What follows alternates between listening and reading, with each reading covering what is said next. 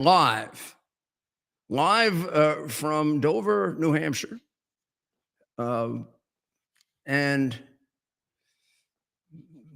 with our eyes on Moscow, huh?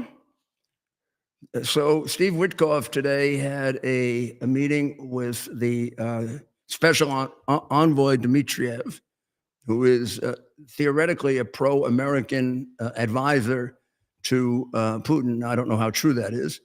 And then he had a 2-hour meeting with Putin, called the president. President calls Zelensky. End result is that the president and Putin are going to meet at the request of Putin, as was the meeting with Witkoff. And it's going to be as early as next week, because this will involve a short extension of the August 8th deadline. That was the 50 or 60-day deadline that was restated a while ago, and August 8th was the date on which, if they didn't stop killing people in Ukraine, we were going to hit them with an enormous secondary sanctions. Now, we're doing that with India anyway. I think that's just between India and us. India has been buying, they buy about 30% of Russia's oil, which is what keeps Russia going. Between China and India, they're really financing the war on Ukraine and the killing of the Ukrainian people, which, if you need to know Putin's good faith about this, as he was sweet talking, or if he does sweet talk, I don't know, as he was trying to charm, you see that they shake hands, and Witkoff, a couple hours earlier, the Russians attacked a purely civilian target in Zaporizhia, and it was a holiday resort. And they killed several people. They wounded about 10 or 12, and every single one was a civilian. Weren't any military there at all. And it was sort of a sign of their bad faith. So I wish we keep that in mind. I wish we keep that in mind as we're dealing with that, and I wish Steve does too. I don't know if it's true, because there's an awful lot of play acting that goes on here, but there are people that think he was charmed a little too much by Putin. So this is, he's shaking the hands of a guy that's got a hell of a lot of blood on those hands. Now that doesn't mean you can't negotiate with him, and it doesn't mean you shouldn't negotiate with him, because to avoid war, you got to do a lot of things, right? At the same time, you got to know who you're dealing with. And you also have to realize that what you've been doing so far isn't working. I mean, that doesn't take a genius to figure that out, right? The war is still going on, and he's bombing the hell out of Ukraine and killing Ukrainian people as we sit here and talk about it. So there's got to be some urgency that goes with this, and somebody's got to stop dealing with Putin like he's a friend. He's not a friend. He's not a friend of humanity, or at least not acting like one. So what we have to achieve is very, very difficult. And therefore, it's going to take, it's not going to take a meeting with Putin. It's going to take showing him that he can't constantly get us to put off these deadlines by holding out the idea that he's going to have a peaceful solution. There's got to come a point where we just put our foot down and really inflict tremendous pain on him. Now, these secondary sanctions will do that. Now, we are going to hurt him no matter what happens here, because this is really between us and India. So yesterday we covered, I think, quite extensively how India has, for a number of years, carried on like a two-faced relationship with Russia and with us, on the theory that we need them because of China. Well, frankly, they need us more than we need them because of China. I mean, we could deal with China it was great to have India, but it's not great to have allies who double cross you. That's why I like Israel as an ally. And they don't double cross you; they stay with you. And look how they paved the way for us to be very successful in Iran with a year of bombing and getting rid of all the proxies that were in our way. And that's the kind of ally you need, not an ally that is double dealing by buying Russian oil 30%, not just buying a little bit, 30%. That's a big contribution to the murder and slaughter of Ukrainian people and to what is regarded in Western Europe as an attack on Europe. So let's see what happens. The thinking of the experts on India is they don't give a damn that they have in the past been able to bull their way through this, and they think they're going to be able to do that again. And Modi has very firmly said, they should be allowed to deal with, if they want to deal with Russia, they should be allowed to deal with Russia. He's not going to be pushed around by the United States. Well, a lot of people have said that who came and made agreements with us. So let's see what happens. Their economy, although it is, I think it's sounder than China's. I mean, I can't tell you that for sure. I just have a sense that it's built on a more solid foundation than China, because they haven't. It doesn't mean they still don't have a lot of poverty, but they haven't deliberately left people behind. Whereas China has left behind, about 40% of their population who are living in third world poverty. India has some of that problem also. So it'd be a hard comparison. Particularly because China doesn't give you the right numbers. You don't really know what's going on with the Chinese economy, but you just know it's in terrible trouble. Well, here's some good news. New York City, in the first 7 months of this year, has the lowest number of shootings ever. The lowest number of shootings ever in the history of New York City, both shooting incidents and shooting victims. The high, you should know, was in 1993, which is the year before I became mayor. That's under David Dinkins, who theoretically said he started the reduction in crime. Now, how can you have started the reduction in crime if he has the record for the most shootings and shooting victims? He also has the record for the most murders. No mayor in the history of New York has ever had more than 2,000 murders, except him twice. So cut the crap. And the Democrats who do not acknowledge what I did for New York City like to say that Dinkins really started the crime. The Times does it.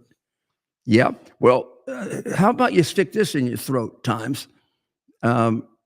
New York City just ended up right now, as of July 31st, this is the fewest number of shooting incidents and shooting victims that we've had.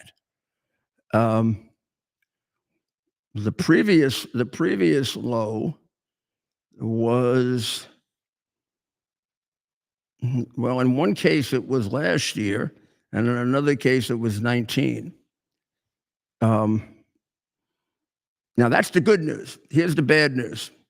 Overall crime, although it is down slightly so far this year, is way up compared to 2020 and 2021, before Adams came into office. In fact, when he came in 2020 and 2021, it was roughly 52,000. And right now it's 68,000. So that's why the people of New York feel oppressed, because it may be that shootings are down, but most people aren't affected by shootings. I mean, murder is a terrible crime. It's the worst crime of all. And it gives you a pretty good indication of the criminality of your society, but it doesn't affect a large number of people. The crimes we're talking about, these index crimes like home invasion and car theft, like the carjacking that resulted in in the beating of that fine young man who was protecting his girlfriend, Mr. Korstein, big balls. Those are the things that really affect people, and that's up substantially since 2019, 2020, and 2021. So yes, I congratulate the mayor and the police commissioner for getting some degree of control. And so far, as we enter the 8th month, pretty much the 8th month of the year, they look like they may end up with a year in which they have the lowest number of shootings and shooting victims since we've been recording this, and that's an achievement. The highest number, again, as I said, was in 1993. So we'll have to see what happens in the rest of the year. But it's good news, bad news. The bad news is that index crimes, that's the overall group of crimes, which are 20 times the number of murders and shootings, is up, and that affects a much larger number of New Yorkers. Now, here is a very, very good question. All of this was achieved by much tougher policing. And I think the police commissioner would be the first one to tell you that they could probably have done a lot better if they hadn't cut $1 billion out of the police budget and gotten the New York City Police Department down to the lowest level it's been at since before I was mayor. I mean, I had 51,000. They have 35,000, 34,000. Big difference. And their reduction in crime is really based on police arrest strategies, completely opposite of what Mondami wants to do, which is to defund the police is a very interesting. I mean, he's now saying that he really didn't mean it, and he doesn't think we should defund the police. Well, in order to not defund the police, and this is the same thing as Adams, whose stomach said a bullshit artist, they got to refund the police. Nobody explains that they took $1 billion, the crazy, insane New York City Council, the same New York City Council that wanted to allow illegal aliens to vote, even though it violates the New York Constitution directly. That the reality is that the city of New York right now is the people are feeling an increase in crime. And they're feeling, even though the amount of crime is substantially less than the amount that I grew up with, by a lot. So think about it.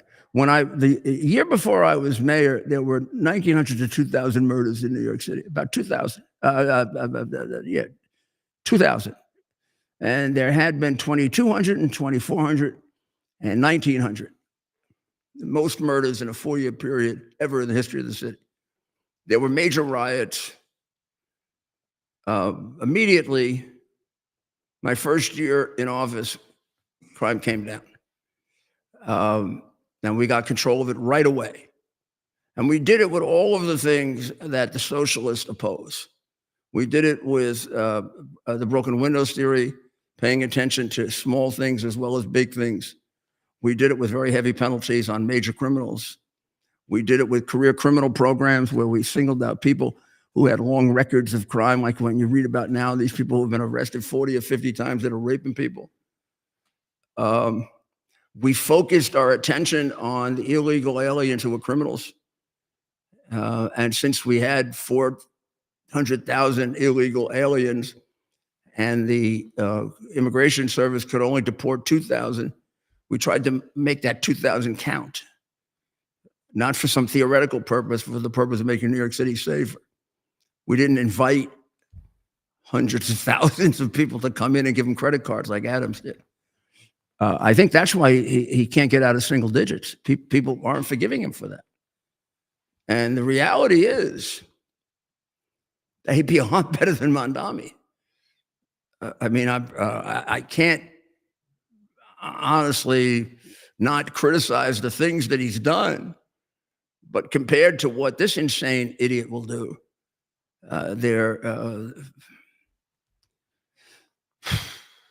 well, so good news, bad news. Index crimes way up compared to the period coming into 2020 and 2021.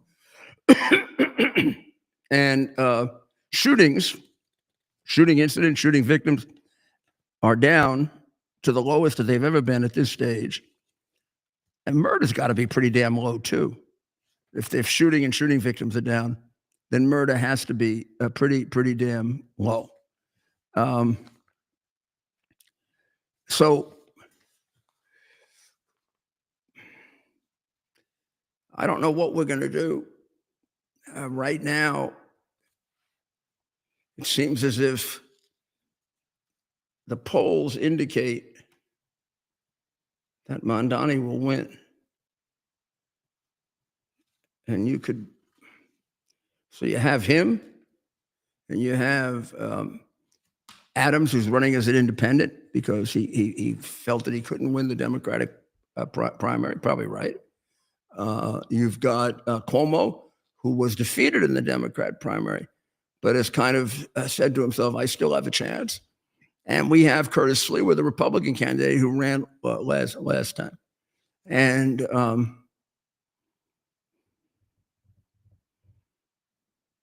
there's no chance that those three could sit down and try to figure out who has the best chance and give up their personal ambition to support that person. There's no chance that could happen, which to me immediately says to me they're not going to be great mayors. But we don't have the luxury of trying to find a great mayor. God, I'd take an incompetent mayor right now over a communist.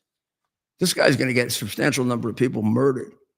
I mean, there are several articles among the cognoscenti, the intelligent people in New York, about how all these numbers bringing down certain crimes are going to be ruined under Mamdani. I mean, a lot of it also has to do with the morale of the police department. And morale is very, very subtle. When you have a guy that's calling the police department racist and cold-blooded killers, and you think they're going to go out and function for you, or are they going to protect their backside? I mean, some of the heroes will, but not everybody's a hero. So this is a very, very critical period. I can't ignore this.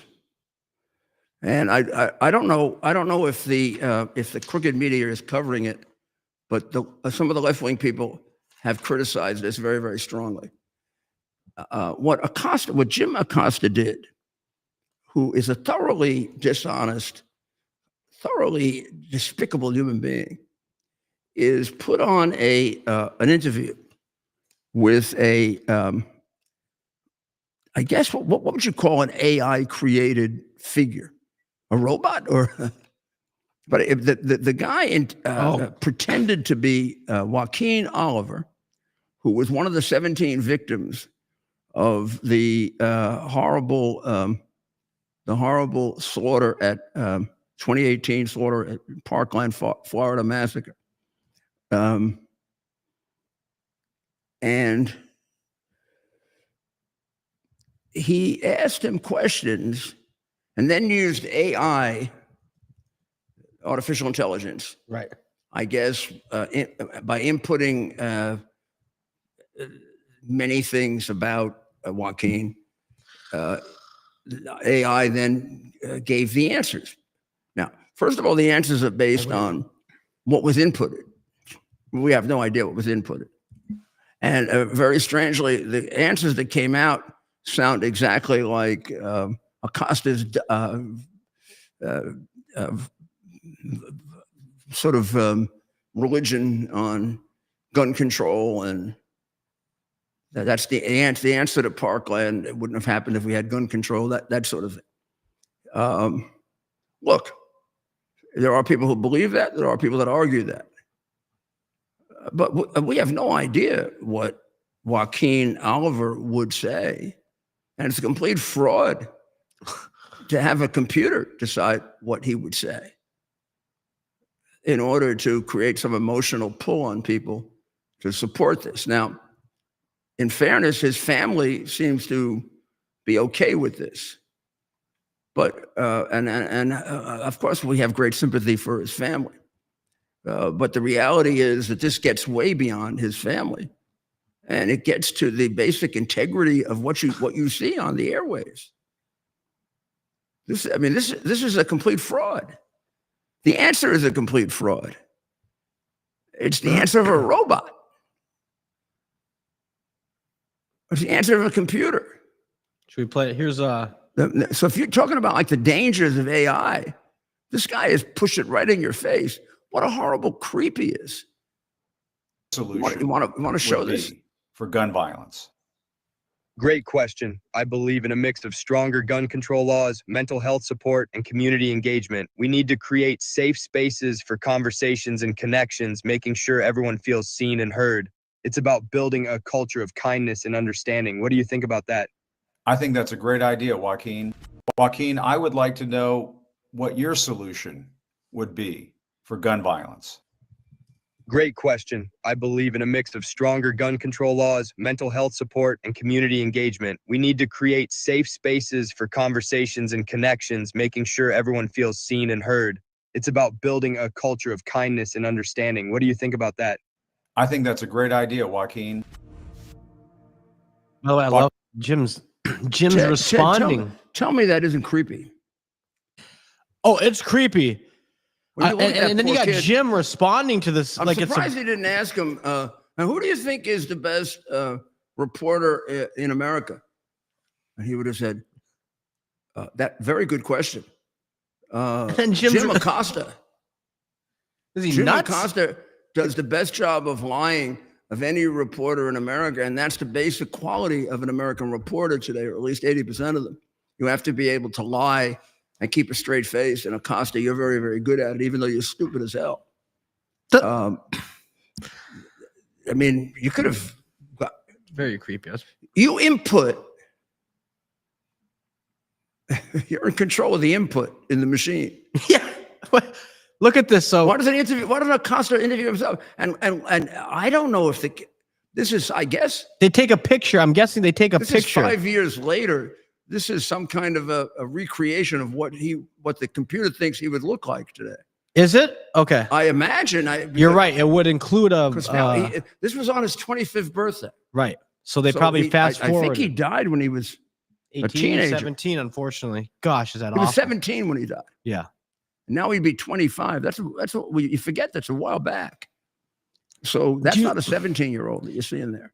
I'd want to know if Jim approached this family, which I'm guessing that's the case. For me? I would want to know if, and I want to respect this family who's, you agree for the rest of your life, a situation like this. Did he approach the family or did the family approach him? I have no idea. And I think.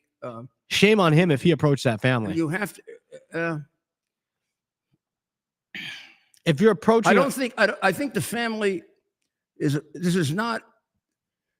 When you use it this way, it ceases to be a personal family matter. Right. You're now trying to affect Public American policy. laws, American public opinion, and the safety of my children and your children and everybody else's child by pushing a controversial political theory. Arguably a dangerous political theory. Look, the people who believe in gun control, let's say they really believe in it. But the people who don't are equally insistent, and I think a lot more logical. Here are some basic things about gun control that gun control pretends that you're going to be able to bring down the amount of gun violence by controlling behavior, just by the control. That's what laws do. But the people who you're trying to control are already uncontrolled. If you're going to violate the law to commit murder, you're going to have a real problem violating the law to get a gun. Now, if you think you can confiscate all the guns in America, there are a lot more guns than there are illegal aliens. We're going to get rid of the illegal aliens faster than we get rid of the guns. I mean, the estimates are there are probably as many guns in America, if not illegal guns, as there are people. So let's take the conservative lower number there. About 250 million illegal guns in America. So now you put in gun control and you stop legitimate people who are willing to comply with gun control laws from having guns. So they can get shot without being able to defend themselves. And of course, the illegal people who are uncontrolled anyway don't pay. Why would they pay attention to gun control laws when they don't pay attention to laws on theft or laws on rape or laws on home invasion or laws on carjacking or laws on murder? Well, of course they won't pay attention to it. So the guns will be in the hands of the criminals. And you have to be grown up enough to realize that we start with a base of, when you consider legal and illegal guns, of about 400 million guns in America, of which the majority are illegal. And there's no conceivable law enforcement theory that I know of that's going to go collect 150 million to 200 million guns in the next 10 years. Not with the ability of organized crime and others to hide them and obstruct us. And you'd have to give up enforcing all the other laws and just enforce that one. And then that would have consequences. So it's a childish, silly, typical pie in the sky liberal solution that pays no attention to the actual facts of life.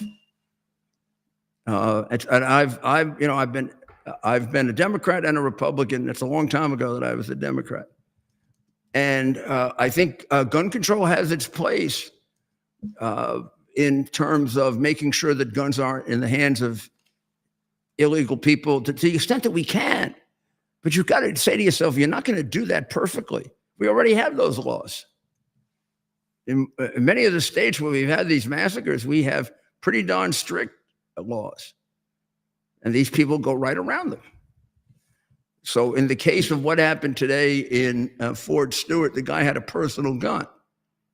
So I don't know if it was legal, illegal. It would seem to me, given his record, he probably would not be affected by any conceivable gun control law that we would have, because although he did have an arrest for DUI, he had no other record. So it would just be now that there would be implications in his ability to have a gun, and he hasn't been convicted yet of DUI. So it would have had no impact on what happened today at Fort Stewart, for example. But instead, the computer thinks it would. I mean, it's bad enough that liberals who have no sense of life and what it's really like when they develop their opinion say, but now we're going to have computers do it, Ted. Yeah. Well, I mean, I didn't think there could be anything worse than liberals. I think computers could be worse because they're programmed by liberals. Right. Why didn't if Acosta wanted to be honest, why didn't he just jump on the other side of the screen and answer the question himself? Right. I mean, and the guy said everything that Acosta believes. Right. Mayor, right. I mean, this idea, I kind of want us to get off this idea that he just interviewed an AI generated person. The man just talked to himself using the photo of a deceased child to push a policy, an anti-Second Amendment policy position. Yeah, right. I mean, that's what happened. I'm pretty sure that that's an avatar. It's an avatar, which means it's not real. It is a human being. It's not. We don't know if that kid would really look like that now. Right. The poor kid. That is the computer. They do this a lot. They used to do this a lot even before AI. Right. A lot of people used to find it fun. They could take a young person and show you what you're going to look like 30 or 40 years from now. Yeah. So that's essentially what the computer did. The computer looked at his face. I don't know what it looked at. It looked at things. I don't know if it did a good job or a bad job. How do I know what he's going to look like today? And it isn't him. It isn't a human being. And we're going to have computers now influence our public opinion. We're supposed to input to them They're not supposed to tell us, give us advice on our opinions. They're not experts on anything except what we give them.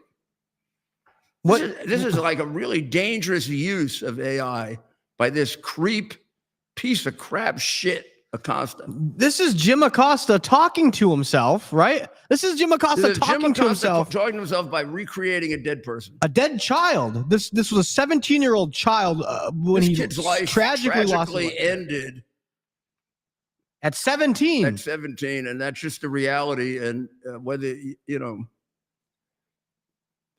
on a personal level people can deal with that or not is one thing, and I appreciate that and sympathize with it. But on a governmental and in fairness to the rest of this country that has to live with these opinions and laws, this is a horrible thing. This is a horrible thing to do. And I think whether the family agreed with it or not, it's really taken advantage of them, Ted. Right. But this is dangerous, and I'm actually growing concerned with the coverage of it, right? I think we need to stop covering this as a interview. Well, I think, hasn't there been a lot of left-wing criticism of this? Yes, good point. And I wanted to actually, well, maybe he'll destroy himself. He's going to destroy himself eventually anyway. He's absurd. really way over the line. This is way over the line. When you consider how bad the CNN and MSNBC and NBC people are, to be over the line means you're in some kind of a really evil. Doesn't this also expose him that, like, for what he always was? If you're pulling something like this off, and he's independent now of CNN, doesn't just say about everything we need to know about the rest of his career. The guy has no integrity. To do this means you have no integrity. Right. All you're looking for is a buck or whatever he gets. So we're going to take a short break, and we'll be right back.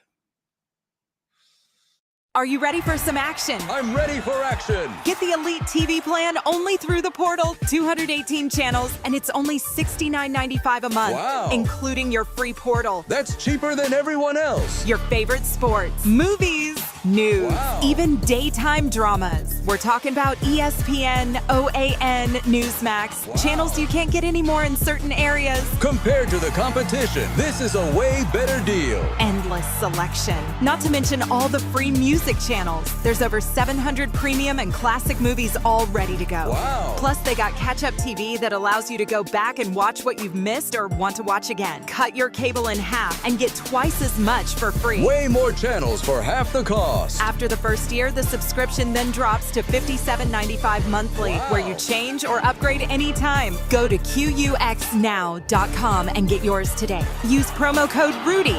U.S. Army Major Scott Smiley paid a high price serving our nation.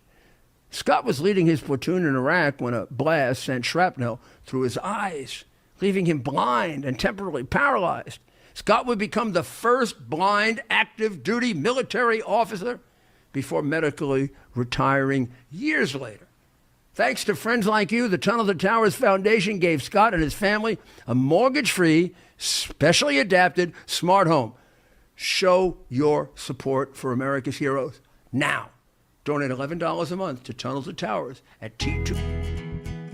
Here we are, pretty much at the beginning of the process here at this pristine, I call it a laboratory. It's not like a factory, it's like a hospital. This is the beginning of the process for roasting. Deep grain, very good quality. Most people don't use this quality. We deal with small farmers because they like to know who we're dealing with. They give us the highest quality, all organic, non-GMO. You should know all Arabica beans. No Robusto, all Arabica. They're going to go into the roaster and it'll get roasted for about 20 minutes or so.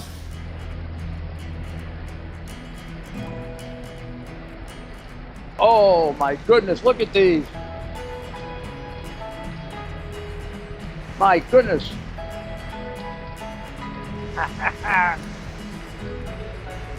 You're going to want to specially order these.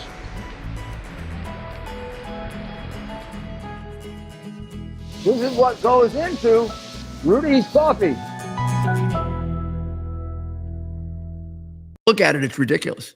Well, here we are back again, and Ted and I were having a little off-the-record conversation about the next topic, which is After we just did this thing on Acosta, I don't know how you could be more hypocritical or more dishonest, but the Democrats are. So just think about this. They want to point out how terrible the Republicans are in Texas for responding to advice from the Justice Department that that 4 or 5 of their districts may very well run afoul of the current interpretation of the Voting Rights Act, which has changed substantially in the last 2 or 3 years, admittedly under a conservative court, but that's still the law. So it isn't as if Abbott's doing this all on his own. The Justice Department has warned them that these 4 or 5 districts could be in violation of the Constitution by being drawn solely on the basis of race. Now, it is. We don't know yet if there's going to be an across-the-board change in the Voting Rights Act. There have been a lot of changes in it, where on a case-by-case basis you can look and say, well, there's no reason now to be discriminating in order to remedy discrimination, because that's what the Voting Rights Act did. Voting Rights Act said that historically blacks had been treated so unfairly that now we're going to allow a certain amount of unfairness and draw up districts that empower blacks, even though you could technically argue that you are excluding people and making decisions based solely on race, which is a direct violation of the 14th Amendment. And the Supreme Court accepted that logic for a long time, 30 years. And then about 10, 12 years ago started saying, well, a lot of the things that required that kind of very strange discriminator in order to end discrimination violate the law in order to remedy the violation of the law. In particular jurisdictions, that's no longer necessary. So they have removed the voting rights application for certain states and certain places. And they've done it on a case-by-case basis. And they've never faced a question nationally and across the board, has the rationale for the Voting Rights Act ended so that there's no longer a justification for discriminating against white people, Chinese people, Hispanic people, just to empower one group of people. Has the consequences of the interference in their right to vote been remedied? Well, that's. I mean, if you're just honest about it and not just a freak that just says anything that you think will the left wing will accept, the answer is that that's a very difficult question, and I can see people of goodwill disagreeing about that. And I look at the court, and there are several justices that have questioned this for years. And just a week ago, or was it 2 weeks ago, I'm not sure, the Supreme Court has taken up a case in which they originally avoided answering that question. And now they're going to take the case back for the specific purpose of giving us an answer to that question in the early part of their new term, which will be in October. So by the end of the year, we'll have an answer to this. And broadly, now it is very, very, very possible that in Texas, we know the answer to it already. If in fact they have created a substantial number of black districts and they have black representation, and because you can do it on a case-by-case basis. That's number one. Number two, it's hypocrisy of the worst kind for the Democrats to get all upset about Abbott doing this when they do it all the time. Every one of their states is so gerrymandered, it's ridiculous. So today, Rich Lowry, I think, did this analysis. So congratulations, Rich. This is a good job. And he focused on the 13th congressional district in Illinois because strangely, they went to the state that, in fact, these independent organizations that are against gerrymandering consider to be the biggest violators. Illinois is, I mean, New York is pretty damn bad. They even changed the court. California is terrible, but Illinois is supposedly the worst. Here's one. So, I mean, every time they get a chance, look, I mean, look. That may have been that's from 2020, 2021. That's the 4th congressional district. That's a congressional district? That is a congressional district, Mayor. That is a congressional district. Look how it loops up and around. It looks like the Palestinian Authority. It's absurd. It looks like the Palestinian Authority where you have to drive through Israel. There it is. Look at that. So that was what, to capture as many black voters as possible. And this is the state these Texas Democrats went to, by the way. So that district, that's the 4th district. Yeah. The one that Rich concentrated on is the 13th congressional district. Okay. And when you see this, it's really hilarious. It looks like a snake. Yeah, I'm gonna get that one next. It's a jagged, narrow strip of territory with no obvious rhyme or reason, as it traverses 6 counties. Now, unless you're remedying historical discrimination that hasn't been remedied yet, you're not supposed to, in America, draw congressional lines based on race. That's about as racist as you can get. I never understood the actual rationale for this anyway, that we're going to combat racism by doing the opposite racism. All it does is perpetuate it. But in any event, we're beyond that now. Rich points out that the 13th congressional district was fashioned in the redistricting after the 2020 census. And it was what they attempted to do is to take far-flung Democratic districts and put them in a district that gave Democrats the advantage. That 13th district had been a Republican district going back to Lincoln, pretty much. And in 2022, it flipped to a Democratic district. And it looks like a ridiculous snake. I'm going to have it up in just a second here. So let's take a look at how the Democrats deal with this. In Illinois, in 2020, which is the last census, right? Based on the census, Illinois, in the drop in population, lost 1 district. So they had to redistrict because they lost a district. They were able to write lines so that the Democrats, that's it. That's the 13th district. I mean, that's absurd. Those are 6 counties, little slivers of 6 counties. That's absurd. I mean, you just look at it. One of the things that they say is normally, under normal circumstances, the districts have to have some logic, like it should be one county or 2 counties. They should be contiguous.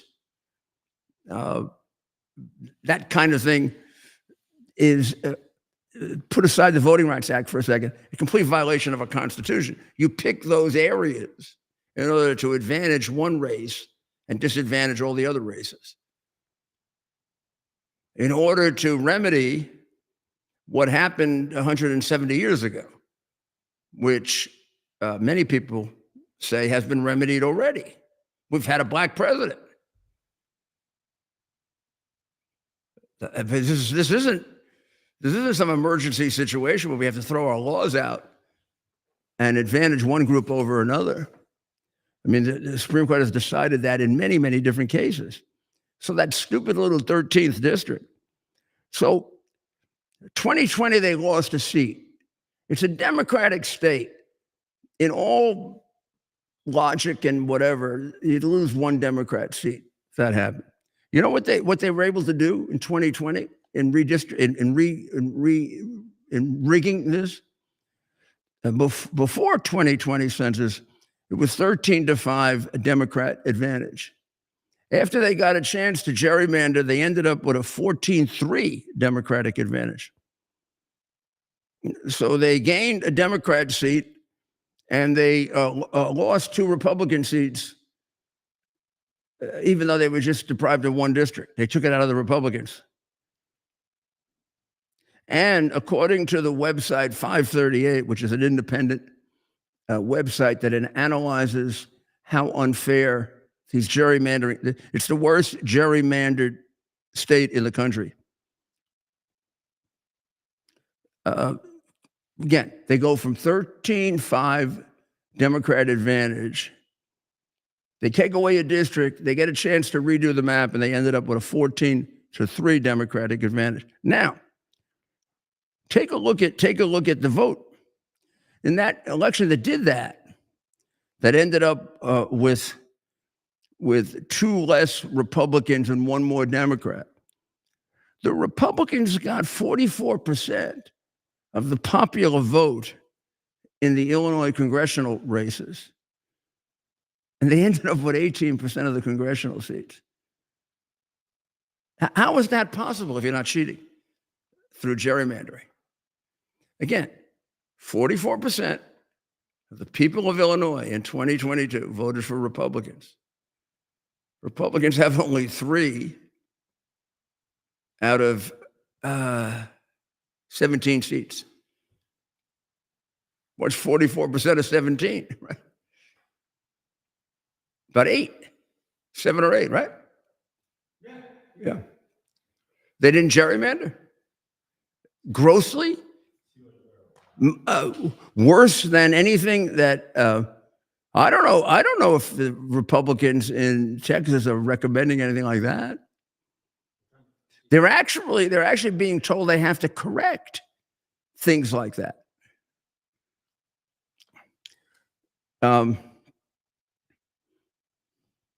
Now, the Texas legislature, the estimate is it could net Republicans another 5 House seats. And again, this is based on the Justice Department advice. And the Louisiana case that the Supreme Court will decide early part of the next term. That means in October, they'll hear argument. They probably won't decide until around the end of the year.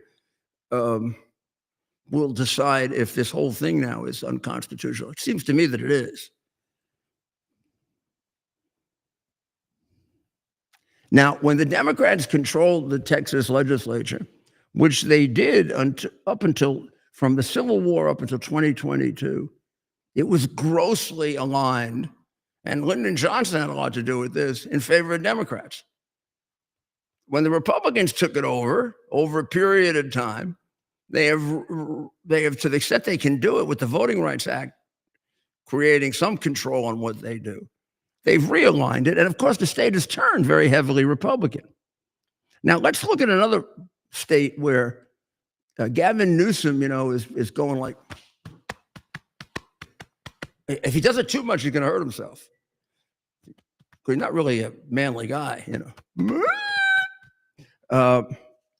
So he's going to redistrict again.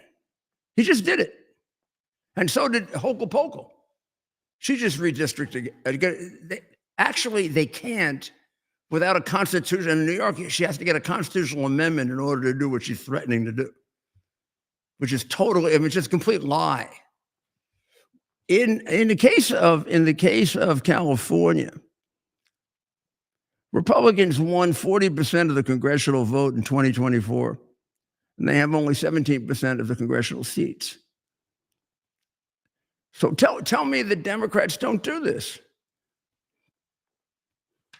And what Texas wants to do, if they want to change all of the district that was cited by the Justice Department, they would end up with a ratio on the Republican side that would be less severe than California, where you had 40% of the congressional vote for Republicans, but only 17% of the seats. It would be slightly better than that for the Democrats. So what is this hypocrisy all about? They both have an interest in preserving their political party. Why the Democrats want to preserve the party of slavery has always been a mystery to me, but they do. And I guess they have a right to do it. I think everybody, well, certainly in New York, was extremely moved by the death of this beautiful young lady, Martha Nolan, who was found late Monday night. Well, I don't know if she was found late Monday night, but late Monday night they heard screaming from the docks at the Montauk Yacht Club. And she was found at midnight at approximately 12 a.m. They found her body in dead. She was pronounced dead at the scene in a boat in the Montauk Yacht Club. And she is a 33. Oh, she was a 33-year-old woman. She came to the United States at the age of 26 from Ireland. She started launching immediately a summer wear brand called East Times East in the Hamptons in 2023. And it already had become enormously successful. And her actual name is Martha Nolan O'Slatterera, which is a very interesting name. Martha Nolan O'Slatterera. She was found unconscious on a vessel docked at the Montauk Yacht Club at approximately midnight. Professionally, she's known as Martha Nolan, and she is very, very well liked and very well thought of in Eastern Long Island. And she just had been interviewed on a podcast in which she listed the goals that she had set for herself when she came from Ireland, and she had reached them. So I guess there's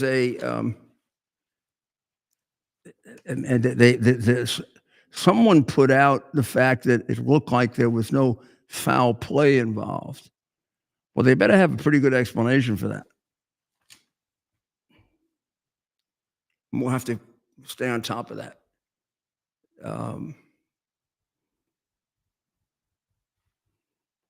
It's just a terrible, terrible, terrible thing. And maybe she had an illness that I don't know about or whatever, but they're not giving out those facts. They're just saying very generally that they don't think there was foul play involved. Yet the yacht club members said they heard screaming. And when they got to her boat, there she was, dying or dead. But she died. She was dead by the time the first responders got there. Israel, Netanyahu is now saying that he's going to call for the full military occupation of the Gaza Strip to fight Hamas and free the hostages. That if he's forced to do a ceasefire without achieving the goal that they set, which is to destroy Hamas, which is not just an academic goal. It's a goal necessitated by the fact that Hamas is dedicated to the extermination of the Jewish people, right in their constitution. And that's all they've been doing since the time they first were formed, killing Jews and Americans after that, which is just really carrying on what Muhammad told them to do. So if you end up, we call them Islamic extremists. They're just doing what is written down in the Quran. I don't know how extremists they are. They are extremists if you think about the fact that they're murderers, but so was Muhammad. So let's cut the shit and talk to each other honestly about that religion. It's been a destructive force in the world from the day that the pedophile murderer established it. And they are dedicated religiously to the extermination of the Jewish people. I don't see anything changing that. So why do you want them as your neighbors? When they wake up in the morning and they train all their kids, including the ones that aren't part of Hamas, that are in the West Bank, who are Palestinian, they train them to kill you. And Jordan and Egypt knows that because they won't let them in, because they've done murders there as well. So Netanyahu is preparing to call for the full military occupation of the Gaza Strip because they want him to, agree to a ceasefire before he's accomplished 100% his goal of wiping out Hamas. Now, right now, Israel, this would not be a terribly major change in things. Right now, Israel occupies 75% of Gaza. So this would be another 25%. Gaza has now about 2 million people, and they're mostly huddled on the western shore, which means up against the Mediterranean Sea. And actually, there's only one area of Gaza where they think that they haven't cleaned out Hamas as effectively as they can. It's basically along the west coast, along the Mediterranean coast, about halfway north-south. If you remember how Gaza is confirmed at Deir el-Salah. So this is going to be a very interesting part of the negotiations if Bibi puts this on the table. And I don't see how you can say, well, I mean, they will say no to the Israelis, but I don't see how, in fairness, you can say no to them, since, at least at this point, nobody is saying that the Palestinians have to agree to accept the state of Israel and stop contesting the fact that the Jewish people should be there. Now, I don't know how they can abandon that. It's part of their religion. It's built into their religion. And it isn't their interpretation of the religion. It's what the Quran says and the Hadith. So this is going to be an interesting part of it. The president has said that he's going to take over, the U.S. is going to take over the humanitarian aid distribution in Gaza, because he's concerned about famine. And people around President Trump have said he doesn't want babies to starve, nor does anyone. Netanyahu says that the numbers are grossly exaggerated by Hamas and largely caused by the fact that Hamas kills or stops a lot of the humanitarian distribution of food and other things and takes it for themselves. And they don't allow Israel to come in and function correctly. Or at least in enough parts of Gaza so it really interferes in the distribution of food. So I guess it makes sense for us to do it and find out for ourselves who's telling the truth. But this could lead, I mean, we're talking about boots on the ground, and this could lead to American casualties. Right.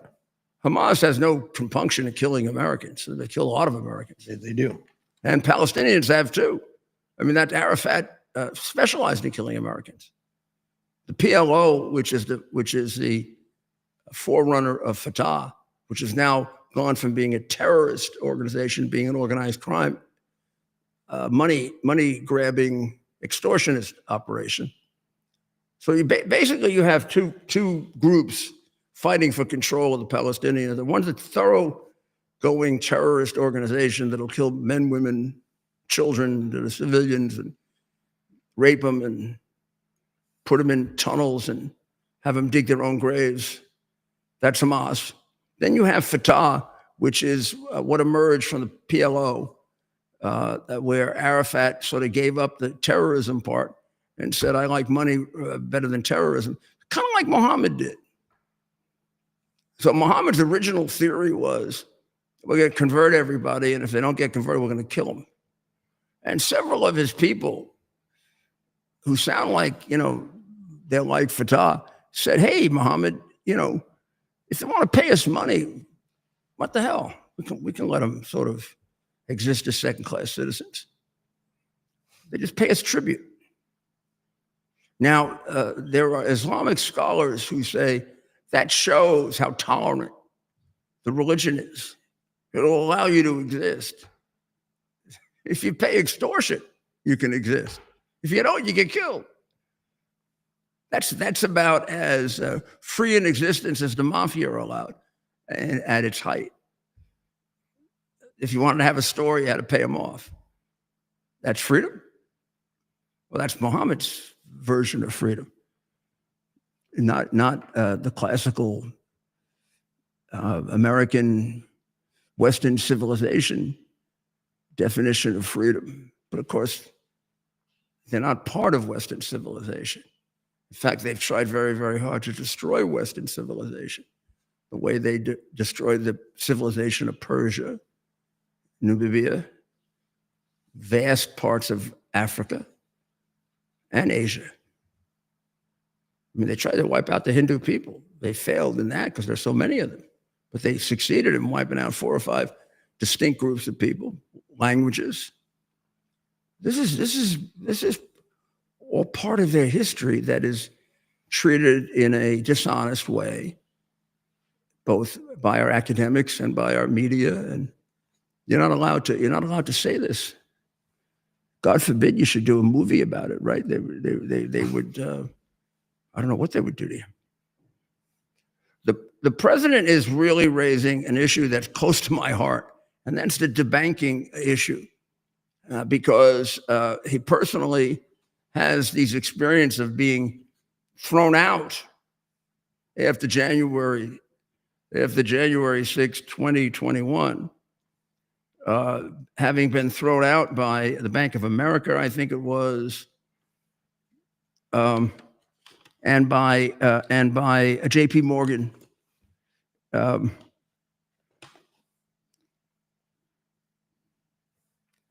First, he said he was booted by J.P. Morgan. I had hundreds of millions. I had many, many accounts loaded up with cash. I was loaded up with cash, and they told me, I'm sorry, sir, we can't have you. You have 20 days to get out. You got to be kidding. I've been with you for 35, 40 years. Then he was denied services by Bank of America. During the interview, he named both J.P. Morgan CEO Jamie Dimon and Brian Moynihan of Bank of America, stating both refused to come to his defense. He said Moynihan, quote, was kissing my ass when I was president. When I called him after I was president to deposit $1 billion plus and a lot of other things, more importantly, to open accounts, which banks always like, and he said he can't do it. Senator Tim Scott is pushing legislation to outlaw debanking. Now, it's very rare that you, through personal experience, know that something is true. They did this to me. Banks that I had been doing business with for 30 to 40 years threw me and my company out. And this is before I had any financial difficulties that were created by Biden and the Biden lawyer who brought the case that ended up in the $148 million judgment. A lot of people don't know that the lawyer who did that was Hunter Biden's law partner. But I just want you to know that. And we've resolved it now. But that is what created my serious economic problems. And but I was debanked before any of that happened, when I wasn't worth what Trump was, but 10, 12 million net worth. Now I could also tell you that when that happened, I would talk to my friends who also were Trump supporters, and that happened to all them. I can give when the president says it happened to my supporters, I can give a big list of people because they helped me in finding other banks that would still do business with us. Smaller, regional, wouldn't have the same level of services, but at least they were honest and decent people. But what they're saying about what the president's saying about these banks is 100% true. They don't even deny it very much. They don't even deny it. And, and also it goes, the president did say something today, and I would amend it a little. He said, it was mostly my supporters. That's true. After January 6th, 2021, it was basically his supporters, myself and Navarro and Bannon and Stone and all those people. But they've been doing that to conservatives before. They were doing it to right-to-life people. They were doing it to MAGA people. Even they go back to 2016. Even goes back a little bit to the Obama era with the IRS. They've been using a financial pressure to try to destroy anything that amounts to a conservative movement.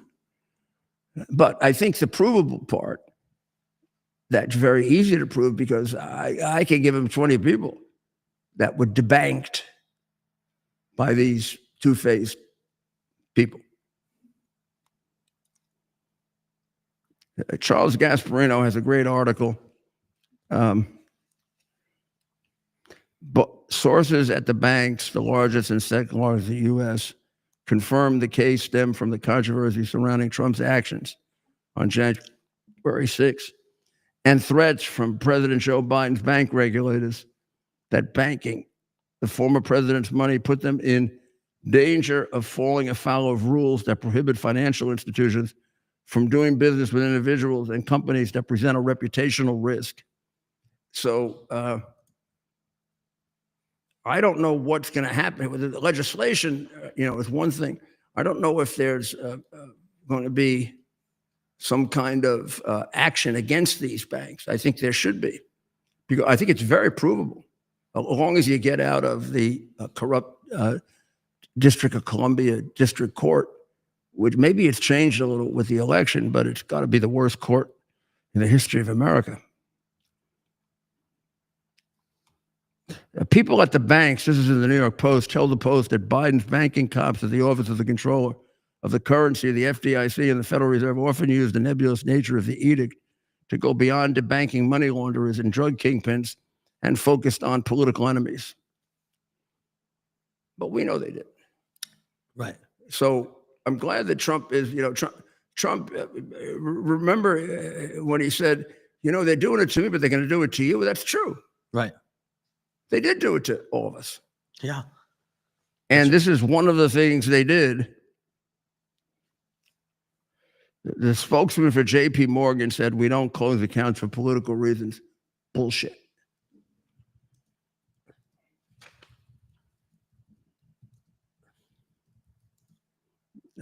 So thank you, President Trump, for standing up for all of us. And I'm sure it goes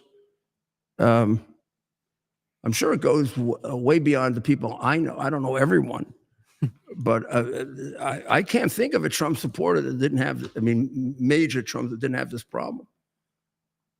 But prominent Trump supporter, or a Trump supporter who embraced some of the controversial issues that you weren't allowed to say or think, as if we were the Soviet Union or Nazi Germany. In addition to that, Tulsi Gabbard, in her interview with Miranda Devine, points out that as soon as she started raising issues about the administration, I think this is what, was still a Democrat, they started following her. And they put her on a list to be searched and watched at the airport, and her husband. They went through this extreme and in-depth search of me. And oh, by the way, my husband was also placed on the domestic terror watch list. Why are you doing this? She said. Now, I'll tell you, they took away my, what do you call that? Apple. No, the international travel thing. Oh, yeah, TSA pre-check. TSA pre-check. So all of a sudden, I don't have it, and I go to TSA, and they say, "Well, this came from Washington." Really? Yeah. Oh, I didn't know that. I got to try to get it back, but they took that away about a year and a half ago. Wow. This is all true. So the country of my grandparents, Italy, is going to build a bridge. Oh, yes. From mainland Italy to Sicily. And it's going to be the largest suspension bridge in the world. Now, it isn't going to be the largest bridge, but remember, the suspension bridge means it's way above the sea or the ocean, or the sea, really, so that boats can go under. whereas a lot of bridges are built right on the level of the water. So Ted was very concerned that Italy was misrepresenting, saying it would be the largest suspension bridge. Because he said the bridge in Michigan is Mackinac. Mackinac is longer, but it isn't a suspension bridge. It's a suspension bridge, but the suspension part of it, but not for 2 miles. Yes, I learned a lot today with that, and you remember that. So I'm gonna get a picture of this bridge here. This is really very, very interesting. Yeah, I'm looking for. I mean, yeah, something cool about suspension bridges, right? The engineers have designed the bridge with two 1,310 foot tall steel towers.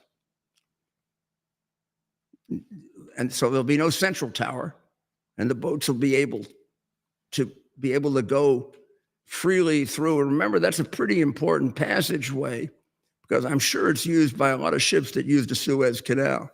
Oh, there it is. There you go. Looks like the Verrazano Bridge. I didn't realize how close. Oh, 2 miles. That's something. I don't know what the currents are like, but I mean, great swimmers could probably swim it. I bet they have. Right. I don't know what that's there for.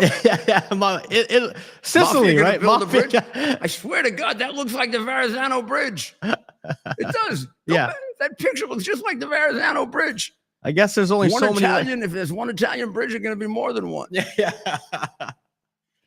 Now, it looks like they've revealed some more things about the den of iniquity that was Epstein's home.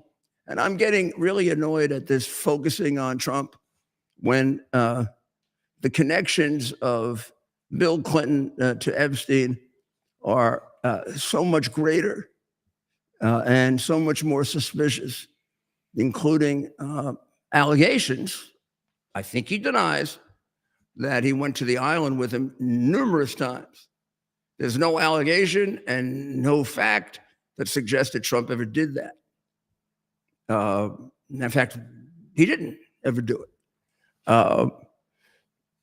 Also, you don't have a picture of Trump like this one that was in Epstein's house. Yep, I'm going to put up in a second here. This is quite the photo here. He had a 21,000 square foot house. He had a $1 bill signed by Gates that said, "I was wrong." He had a sculpture of a woman in a bridal gown dangling from a rope. And for some reason, he had all kinds of framed fake eyeballs. He had a prize copy of Lolita, which was a 1955 novel about a pervert who repeatedly rapes a 12-year-old girl that he had become obsessed with. Check this out. Right here. And there he is. That's a real picture.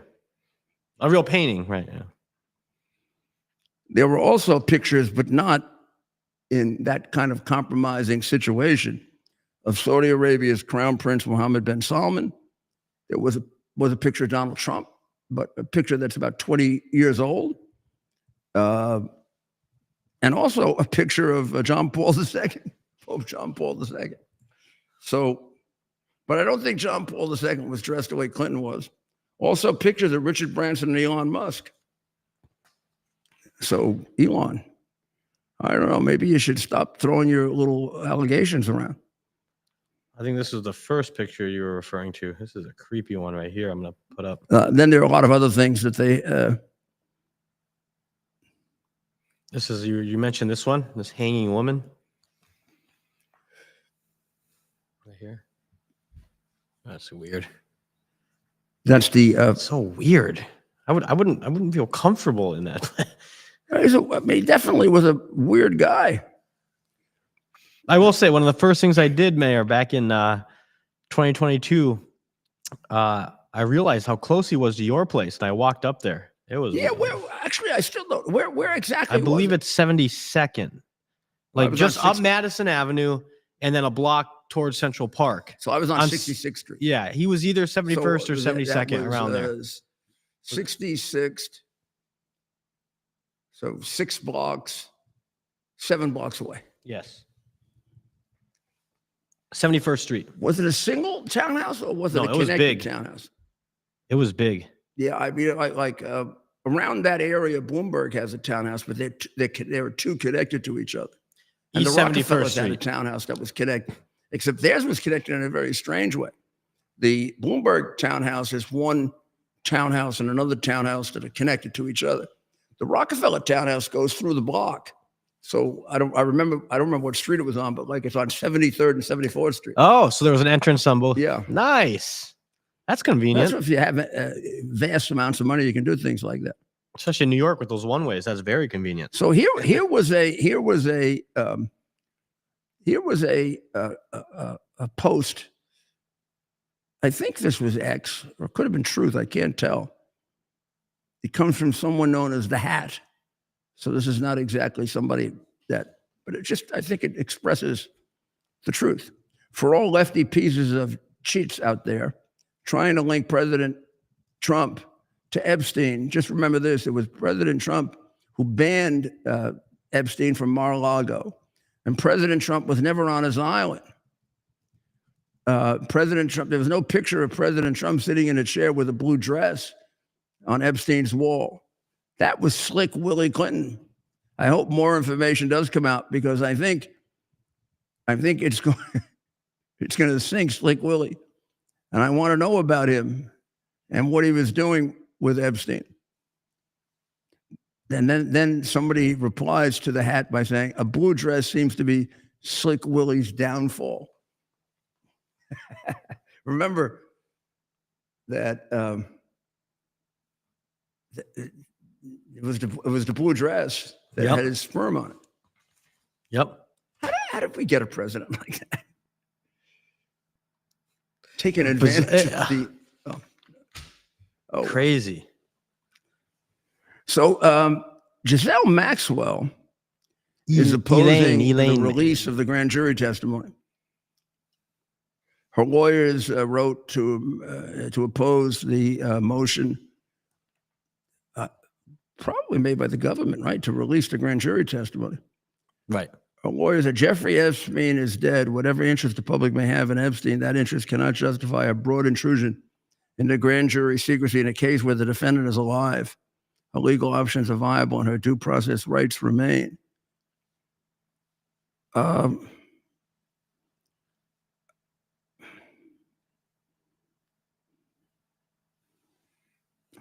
I mean, there's something to that.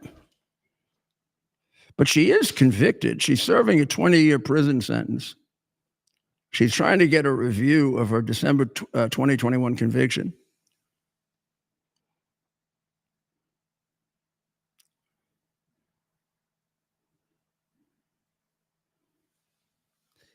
It's an interesting argument. I mean, there's not much law on releasing grand jury testimony. The court is allowed to do it in the interests of justice. The only case I can think of off the top of my head is the one involving Mario Biaggi a long time ago, when it actually came up when he was running for mayor of New York, and one of his opponents or prospective opponents leaked to the press that he had taken. I probably have the number wrong, but that he had taken the Fifth Amendment 48 times in the grand jury. This was an investigation about getting money for private citizenship bills. I don't know if congressmen can still do this. It used to be that a congressman could make you a citizen. They just put in a private bill, and of course, those who were crooked were getting paid for that. And this was an investigation because a lawyer very close to Biaggi was collecting money for this. He was like the bag man, or at least that was the theory of the government. So Biaggi was called into the grand jury, and he basically just took the Fifth Amendment 50 times. Then when he's running for mayor, one of his opponents knew that, put it out to the press. The press printed it. And now Biaggi was asked, did you take the Fifth Amendment in the grand jury? And he said no. Meaning he lied. The U.S. attorney of the Southern District at the time, Whitney Noah Seymour, who was my boss, went to court. I wasn't involved in the case. I was just a baby. And he went to court before Judge Palmieri and asked for a release of the grand jury testimony in the interest of justice, because this man had made a gross misstatement to the electorate. Biaggi comes in and opposes the motion. You might as well. But did you think about this? Here's Biaggi, who I eventually convicted, or I didn't actually, I did. It was under my jurisdiction. It was my case, but Howard Wilson is the one who did it. Great job. Biaggi was a thoroughgoing crook. So what? He was a Democrat in New York. I mean, they're all almost all like that. You just gotta look under their fingernails. I don't know if you remember where that comes from, but I'll let you think about it. You gotta look under their fingernails. Well, okay. I'm gonna ask you now to go over and listen to Dr. Maria on Lindell TV. She's gonna do a really good analysis of what happened today. I know that. And it can supplement a lot of what we did on our first show, but we haven't be able to do on this show. And we'll be back tomorrow, and we'll see how things are moving along with trying to get the war in Ukraine at least under control, and also what's going to happen in Israel with these competing issues with regard to America taking care of the humanitarian aid, and Netanyahu, if he is going to be sort of forced to do a ceasefire because before he adequately deals with Hamas, being able to occupy Gaza. Those will be very, very interesting issues that we're going to have to see how they play out. And of course, who knows what else is going to happen? Every day you get a surprise. Or you come to us and we'll let you hear all sides of it, or we'll let you hear the side of it that they're going to cover up. Sometime I'll do an analysis of how little they cover of the stuff that we cover. Well, pray for the people of Israel and the people of all the Ukrainian people who are still being slaughtered as Putin sort of jerks around, and the people of Iran who kind of are on the verge of being able to get rid of the reign of terror. A little pat on the back and might help. And also the people of Israel, of course, and the people of America. And for our president, so that he continues to make wise decisions. He's really been extraordinary. That doesn't mean you have to agree with all of them, but you have to say there's enough there that everybody has benefited tremendously by his presidency. So take care of him, dear God. Take care of all of us. We'll see you tomorrow. God bless America. It's our purpose to bring to bear the principle of common sense and rational discussion to the issues of our day. America was created at a time of great turmoil, tremendous disagreements, anger, hatred. There was a book written in 1776 that guided much of the discipline of thinking that brought to us the discovery of our freedoms, of our God-given freedoms. It was Thomas Paine's Common Sense, written in 1776, one of the first American bestsellers, in which Thomas Paine explained, by rational principles, the reason why these small colonies felt the necessity to separate from the Kingdom of Great Britain and the King of England. He explained their inherent desire for liberty, for freedom, freedom of religion, freedom of speech, the ability to select the people who govern them. And he explained it in ways that were understandable to all the people, not just the elite. Because the desire for freedom is universal. The desire for freedom adheres in the human mind and it is part of the human soul. This is exactly the time we should consult our history. Look at what we've done in the past and see if we can't use it to help us now. We understand that our founders created the greatest country in the history of the world, the greatest democracy, the freest country, a country that has taken more people out of poverty than any country ever. All of us are so fortunate to be Americans. But a great deal of the reason for America's constant ability to self-improve is because we're able to reason, we're able to talk, we're able to analyze. We are able to apply our God-given common sense. So let's do it.